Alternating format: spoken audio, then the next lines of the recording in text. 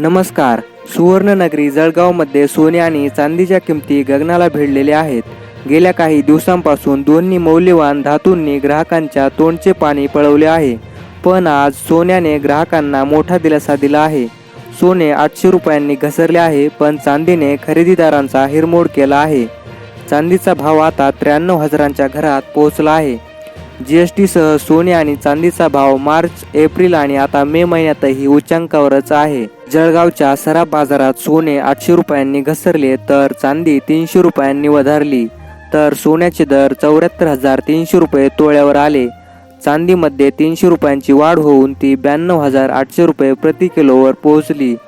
सोने चांदीच्या दरात चढ उतार सुरूच आहेत.